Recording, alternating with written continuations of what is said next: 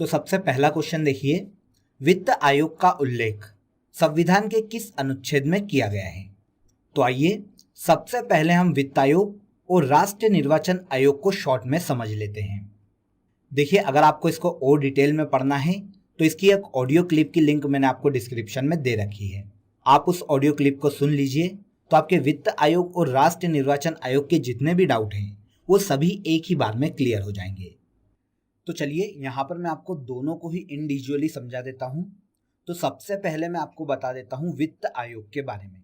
देखिए यहाँ पर आर्टिकल को याद रखिएगा, क्योंकि किसी भी एग्जाम में सबसे ज़्यादा वित्त आयोग का आर्टिकल ही पूछा जाता है। तो यहाँ पर आर्टिकल है दोस्तों, आर्टिकल 280। संविधान के आर्टिकल 280 में वित्त आयोग का उल्लेख किया गया है। और अगर भाग पूछा जाए तो देखिए, वित्त से संबंधित जो मामले हैं वो संविधान के भाग 12 में दिए गए हैं। तो संविधान के भाग 12 में आर्टिकल 280 में वित्त आयोग का उल्लेख किया गया है। वित्त आयोग का गठन देखिए हर 5 वर्ष में एक बार किया जाता है और इसका गठन राष्ट्रपति के द्वारा किया जाता है। अब क्वेश्चन आता है कि वित्त आयोग को गठित करने का उद्देश्य क्या है? तो देखिए, वित्त आयोग जो है वो संघ और राज्यों के मध्य करों के आवंटन पर अपनी सिफारिशें केंद्र सरकार को सौंपता है। मतलब देखिए, केंद्र को जितना भी राजस्व प्राप्त होता है, चाहे वो टैक्स से हो, जीएसटी से हो, जितना भी राजस्व केंद्र सरकार को मिलता है उसमें केंद्र का कितना भाग होगा और राज्यों को कितना डिवाइड किया जाएगा, इस मुद्दे पर सिफारिशें देने का कार्य वित्त आयोग का है। किस राज्य को कितना अनुदान केंद्र के द्वारा दिया जाएगा, इस पर भी अपनी सिफारिशें वित्त आयोग सेंट्रल गवर्नमेंट को सौंपता है। लेकिन याद रखिएगा दोस्तों, वित्त आयोग एक परामर्शकारी निकाय है। केंद्र सरकार चाहे तो वित्त आयोग की बात माने और चाहे तो नहीं माने, ये केंद्र पर डिपेंड करता है। मतलब सेंट्रल गवर्नमेंट वित्त आयोग की बात मानने के लिए बाध्य नहीं है, इसीलिए वित्त आयोग को परामर्शकारी निकाय कहा जाता है। लेकिन देखिए, जनरली वित्त आयोग की बातें केंद्र सरकार द्वारा मान ली जाती है और ये जो सिफारिशें करता है वही केंद्र सरकार द्वारा लागू की जाती है। देखिए, वित्त आयोग का एक अध्यक्ष होता है और इसमें 4 अन्य सदस्य होते हैं जिनकी नियुक्ति भी राष्ट्रपति के द्वारा की जाती है, क्योंकि वित्त आयोग का गठन किसके द्वारा किया जाता है? राष्ट्रपति के द्वारा। इसीलिए इसके सदस्यों और अध्यक्षों की नियुक्ति भी राष्ट्रपति के ही द्वारा की जाती है। लेकिन देखिए, वित्त आयोग का अध्यक्ष कौन बनेगा या इसके सदस्य कौन बनेंगे और उनमें क्या योग्यता होनी चाहिए, इसका जो निर्धारण है वो भारत की संसद के द्वारा किया जाता है। देखिए, अध्यक्ष और सदस्य चुने जाने के लिए कोई भी विशेष योग्यता की आवश्यकता नहीं है, लेकिन देखिए फिर भी संसद ने इसके लिए कुछ पैरामीटर निर्धारित किए हैं। तो देखिए, अगर किसी भी व्यक्ति को वित्त आयोग का अध्यक्ष चुना जाना है तो उस व्यक्ति को सार्वजनिक मामलों का अनुभव होना चाहिए। और अगर सदस्य की बात करें तो सदस्य चुने जाने के लिए उसे किसी भी हाईकोर्ट का न्यायाधीश होना चाहिए या उस पद की योग्यता रखने वाला कोई व्यक्ति होना चाहिए। उसे भारत के लेखा और वित्त का ज्ञान होना चाहिए, उसे भारत की अर्थव्यवस्था का ज्ञान होना चाहिए। अगर कोई भी व्यक्ति ऐसी योग्यता रखता है तो उसे वित्त आयोग का सदस्य बनाया जा सकता है। वित्त आयोग अपनी सिफारिशें राष्ट्रपति को सौंपता है और राष्ट्रपति उसे संसद के पटल पर रखवाता है। देखिए, वर्तमान में देश में 15वें वित्त आयोग की सिफारिशें लागू हैं, जो कि 2020 से लेकर 2025-26 तक लागू रहेगी। और भारत में 15वें वित्त आयोग के अध्यक्ष NK सिंह बनाए गए थे। और देखिए, कभी कभी 14वें वित्त आयोग के अध्यक्ष भी पूछ लिए जाते हैं। तो याद रखिएगा, 14वें वित्त आयोग के अध्यक्ष YV रेड्डी हैं। तो YV रेड्डी 14वें वित्त आयोग के अध्यक्ष थे और NK सिंह 15वें वित्त आयोग के अध्यक्ष थे। क्लियर? इसके बाद आते हैं हम निर्वाचन आयोग पर। अब देखिए, राष्ट्रीय निर्वाचन आयोग की बात करें तो भारत में जो निर्वाचन है उससे संबंधित जो प्रावधान है वो भाग 15 में दिए गए हैं। तो राष्ट्रीय निर्वाचन आयोग का उल्लेख संविधान के भाग 15 में और आर्टिकल 324 में किया गया है। वेरी वेरी इंपॉर्टेंट क्वेश्चन है, बहुत ही इंपॉर्टेंट फैक्ट है, इसीलिए आप इस फैक्ट को हमेशा याद रखिएगा, क्योंकि एग्जाम में ये काफ़ी बार पूछे गए हैं। सेंट्रल की एग्जाम हो या किसी भी स्टेट की एग्जाम हो, ये आर्टिकल हमेशा पूछा जाता है। तो आर्टिकल 324 में राष्ट्रीय निर्वाचन आयोग का उल्लेख किया गया है। अब देखिए, इसका कार्य क्या होता है।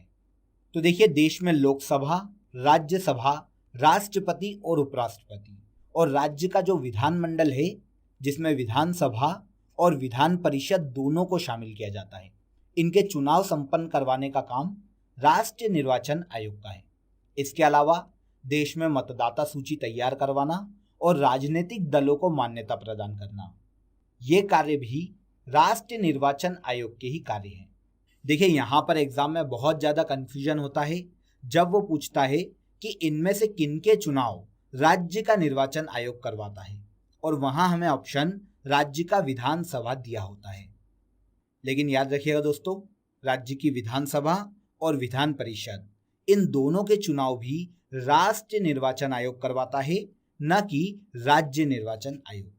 अगर राज्य निर्वाचन आयोग की बात करें तो वो किसी भी राज्य में नगरीय निकाय के जो चुनाव है, जैसे पंचायत के चुनाव, नगर पालिकाओं के चुनाव, इनके लिए जिम्मेदार है। तो राज्य के अंदर के जो चुनाव हैं वो राष्ट्रीय निर्वाचन आयोग द्वारा करवाए जाते हैं, लेकिन राज्य के विधानमंडल के जो चुनाव हैं वो राष्ट्रीय निर्वाचन आयोग के द्वारा करवाए जाते हैं। तो अब आप यहाँ पर बिल्कुल भी कंफ्यूज मत होना, क्वेश्चन कैसा भी पूछा जाए इस फैक्ट को स्पेशली आप याद रखिएगा।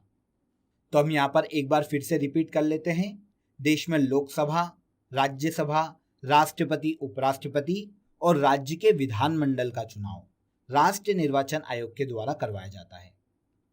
अब देखिए दोस्तों, अगर हम नेशनल इलेक्शन कमीशन की बॉडी की बात करें तो इसमें एक तो होता है एक मुख्य निर्वाचन आयुक्त, और इसके अलावा 2 अन्य निर्वाचन आयुक्त होते हैं। तो इस प्रकार देखिए, राष्ट्रीय निर्वाचन आयोग में मुख्य रूप से 3 सदस्य होते हैं, एक मुख्य निर्वाचन आयुक्त और 2 अन्य निर्वाचन आयुक्त। इनकी नियुक्ति जो है वो राष्ट्रपति के द्वारा की जाती है। राष्ट्रपति इनको अपॉइंट करते हैं, लेकिन याद रखिएगा इन्हें अपनी इच्छा से कभी भी पद से नहीं हटाया जा सकता। राष्ट्रीय निर्वाचन आयोग के अध्यक्ष और सदस्य का जो पद है वो सुप्रीम कोर्ट के न्यायाधीश के समान है। इसीलिए इनके रिटायरमेंट की जो एज है वो 6 वर्ष या 65 वर्ष होती है। इनमें से जो भी पहले हो वही इनके रिटायरमेंट की एज है। इसके अलावा अगर इन्हें अपने पद से हटाना है तो उसी प्रक्रिया के द्वारा हटाया जाएगा जिस प्रक्रिया के द्वारा सुप्रीम कोर्ट के न्यायाधीश को उनके पद से हटाया जाता है। मतलब इन्हें हटाने के लिए भी महाभियोग जैसी प्रक्रिया का ही उपयोग किया जाएगा। क्लियर? बहुत ही सिंपल फैक्ट था। देखिए, अगर हम वर्तमान में मुख्य निर्वाचन आयुक्त की बात करें तो वो है सुनील अरोड़ा। याद रखिएगा, बहुत ही महत्वपूर्ण फैक्ट है। सुनील अरोड़ा वर्तमान में मुख्य निर्वाचन आयुक्त हैं। अब देखिए, वर्तमान में किसी भी आम चुनाव में वोट देने की जो आयु है वो 18 वर्ष है। देखिए, 1989 से पहले यह आयु 21 वर्ष थी, लेकिन 1989 में 61वां संविधान संशोधन किया गया था, जिसके द्वारा मतदान की आयु को घटाकर 21 वर्ष से 18 वर्ष कर दिया गया था। क्लियर? तो सभी फैक्ट आपको यहाँ पर क्लियर हो गए होंगे। अब हम चलते हैं क्वेश्चन की तरफ। तो वित्त आयोग का उल्लेख संविधान के आर्टिकल 280 में किया गया है। तो answer B. Very very important question है दोस्तों। इस क्वेश्चन को आप हमेशा याद रखिएगा, एग्जाम में ये काफी पूछा जाता है। नेक्स्ट क्वेश्चन देखिए, केंद्र तथा राज्यों के मध्य वित्त का विभाजन निम्नलिखित में से किसकी संस्तुति के आधार पर होता है? वेरी सिंपल, केंद्र और राज्य के मध्य वित्त का जो विभाजन है वो वित्त आयोग की सिफारिश पर किया जाता है। सामान्य रूप से भारत में प्रति 5 वर्ष बाद वित्त आयोग की नियुक्ति की जाती है। ऑप्शन देखिए, राज्यों की वित्तीय स्थिति निर्धारित करने के लिए, बिल्कुल गलत। केंद्रीय सरकार की वित्तीय स्थिति निर्धारित करने के लिए, ये भी गलत है। केंद्रीय सरकार के वित्तीय संसाधन निर्धारित करने के लिए, बिल्कुल गलत। केंद्रीय अनुदान और संघ के राजस्व में राज्यों का अंश निर्धारित करने के लिए, तो ये ऑप्शन बिल्कुल सही है। तो आंसर हो जाएगा आंसर डी। केंद्र द्वारा राज्यों को कितना अनुदान दिया जाए और केंद्र को जीएसटी से जितना भी कलेक्शन हो रहा है या फिर जितना भी राजस्व का कलेक्शन हो रहा है उसमें राज्यों का कितना अंश होगा, इसे डिसाइड करने के लिए वित्त आयोग की नियुक्ति की जाती है। आगे बढ़ते हैं दोस्तों। अगला क्वेश्चन देखिए, मल्टीपल चॉइस में दिया गया है, निम्नलिखित कथनों पर विचार कीजिए। वित्त आयोग के कार्य हैं। तो सबसे पहले हम यहाँ पर कथनों को देख लेते हैं। तो पहला कथन देखिए, भारत की संचित निधि से धन निकालने की अनुमति देना। तो क्या ये वित्त आयोग का कार्य है क्या दोस्तों? बिल्कुल नहीं। प्राप्त करों के भागों को राज्यों के बीच में बांटना, तो ये यहां पर सही है। सहायता अनुदान के लिए राज्यों के आवेदनों पर विचार करना, तो वित्त आयोग के संबंध में यह कथन भी बिल्कुल सही है। इसके बाद देखिए, संघ सरकार तथा राज्य सरकारें बजट के प्रावधानों के अनुसार करों की उगाही कर रही है या नहीं कर रही है, इसकी देखरेख करना तथा उस पर अपनी रिपोर्ट देना। तो देखिए, यह वित्त आयोग का कार्य नहीं है दोस्तों। तो यहां पर केवल 2 ही वित्त आयोग के कार्य हैं, प्राप्त करों के भागों को राज्यों के बीच में कैसे बांटा जाए और सहायता अनुदान के लिए राज्यों ने जो आवेदन दिए हैं उस पर विचार करना। तो यहां पर आंसर हो जाएगा आंसर बी। 2 और 3 जो कथन है वो यहां पर सही है। आगे देखिए, वित्त आयोग राष्ट्रपति को संस्तुति भेजने में मुख्य रूप से संबंधित है।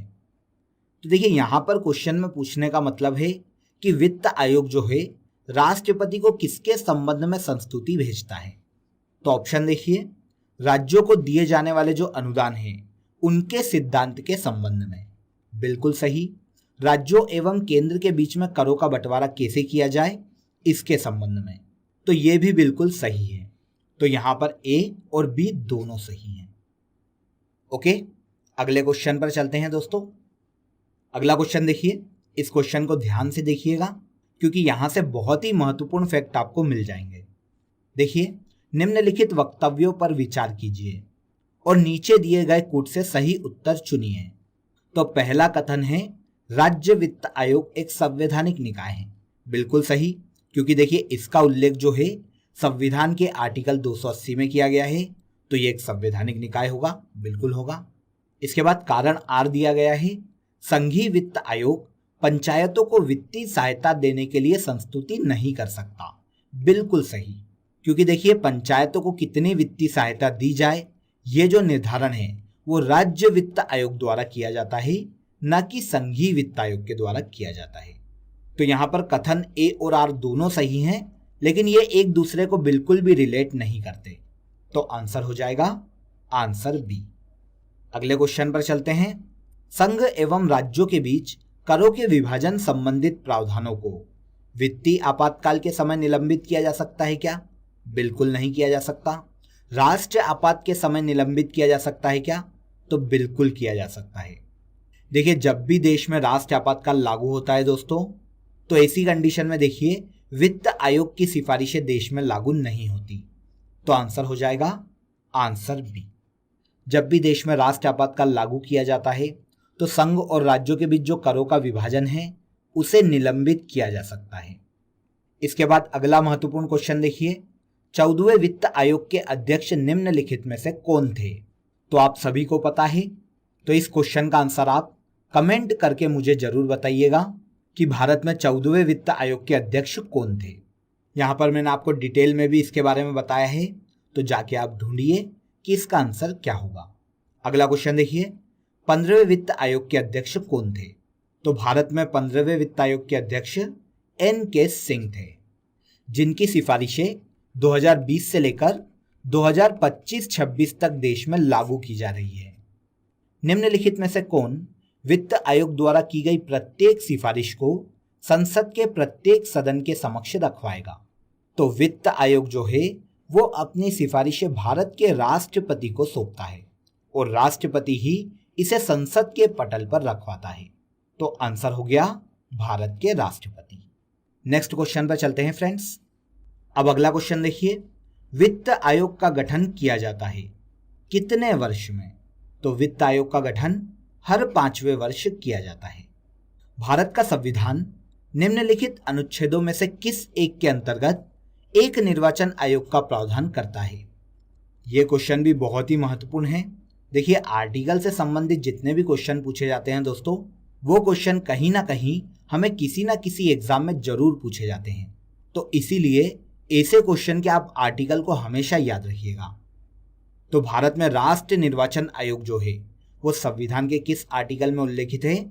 तो वो उल्लेखित है आर्टिकल 324 के अंतर्गत, तो आंसर हो जाएगा आर्टिकल 324। भारत के मुख्य चुनाव आयुक्त को नियुक्त किया जाता है, तो भारत के मुख्य चुनाव आयुक्त राष्ट्रपति के द्वारा नियुक्त किए जाते हैं, तो आंसर सी। इसके अलावा देखिए अन्य चुनाव आयुक्त जो हैं उनकी नियुक्ति भी राष्ट्रपति के द्वारा ही की जाती है। आगे बढ़ते हैं। अगला क्वेश्चन है भारत के मुख्य निर्वाचन आयुक्त की पदावधि क्या है? तो भारत के मुख्य निर्वाचन आयुक्त 6 वर्ष या 65 वर्ष जो भी पहले हो अपने पद पर बने रह सकते हैं। क्लियर? ये मैंने आपको डिटेल में बताया था दोस्तों। अगला क्वेश्चन देखिए, मुख्य चुनाव आयुक्त को पदच्युत किया जा सकता है, मतलब इन्हें अपने पद से किसके द्वारा हटाया जा सकता है? तो देखिए दोस्तों, सबसे पहले तो आप ये समझिए कि मुख्य चुनाव आयुक्त को संसद में महाभियोग जैसी प्रक्रिया लाकर ही उनके पद से हटाया जा सकता है। लेकिन अगर महाभियोग पास हो जाता है तो राष्ट्रपति के द्वारा मुख्य चुनाव आयुक्त को अपने पद से हटाया जाता है, क्योंकि मुख्य चुनाव आयुक्त की नियुक्ति जो है वो भी राष्ट्रपति के द्वारा की जाती है, तो इन्हें अपने पद से भी राष्ट्रपति के द्वारा ही हटाया जाता है। ओके, क्लियर हो गया होगा। आगे देखिए, भारत के मुख्य निर्वाचन आयुक्त का पद किसके समकक्ष होता है? वेरी सिंपल, भारत के मुख्य निर्वाचन आयुक्त का जो पद है वो सुप्रीम कोर्ट के न्यायाधीश के समान होता है। अब यहाँ पर आप ऑप्शन देखिए फ्रेंड्स, कहीं भी हमें सुप्रीम कोर्ट के मुख्य न्यायाधीश मेंशन नहीं किया गया है। तो देखिए, भारत के जो मुख्य न्यायाधीश हैं वो भी अल्टीमेटली सुप्रीम कोर्ट के ही मुख्य न्यायाधीश कहलाते हैं। तो आंसर हो जाएगा आंसर ए। नेक्स्ट क्वेश्चन पर चलते हैं। निम्नलिखित में से कौन भारत में राजनीतिक दलों को मान्यता प्रदान करता है? तो भारत में राजनीतिक दलों को मान्यता भारत के निर्वाचन आयोग द्वारा प्रदान की जाती है। तो आंसर हो जाएगा आंसर बी। इसके बाद देखिए, निम्नलिखित कथनों पर विचार कीजिए। देखिए, मल्टीपल चॉइस में दिया गया है, तो क्वेश्चन को आप थोड़ा सा ध्यान से सुनिएगा। तो पहला देखिए, भारत का निर्वाचन आयोग 5 सदस्यीय निकाय है। तो ये सही है क्या दोस्तों? बिल्कुल नहीं।